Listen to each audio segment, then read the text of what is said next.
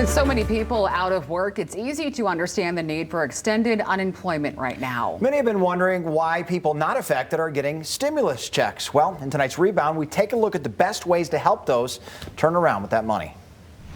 Small business consultant Shawn Dill understands the long hours business owners put in are not just for their own family, but to also keep their own people employed. A similar concept to the PPP money businesses are receiving. It's not really helping the owner. The idea is that it's helping those that are employed by the owner. Only 25% can be used for rent, mortgage payments of the business, utilities, things of that nature. The husband-wife duo of Shawn and Lacey teaches marketing, sales, and mindset strategies to help small businesses overcome roadblocks, although they probably never envisioned these roadblocks. What we've done over the course of this past year with the restrictions is really tightened down on those small businesses.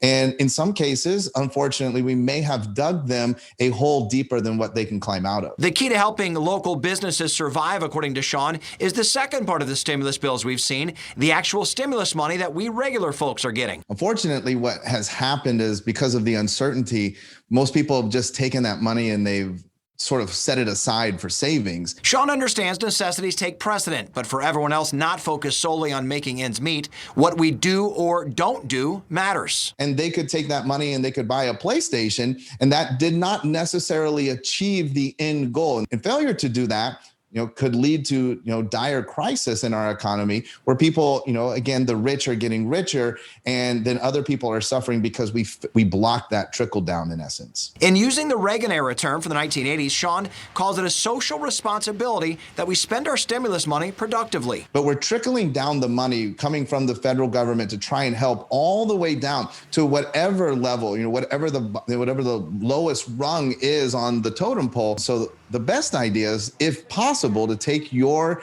stimulus money and inject it back into the economy. The idea is sort of that it will circulate around, and that's how we'll be able to support our own communities where we live. With many local businesses seeing reduced overhead, it may not seem like much, but Shawn says don't underestimate the difference you can make in helping your own economy rebound. Therefore, their profit margin has gone up. So maybe even if they've had less revenue, they might be turning a higher profit because of the efficiency that the pandemic has created.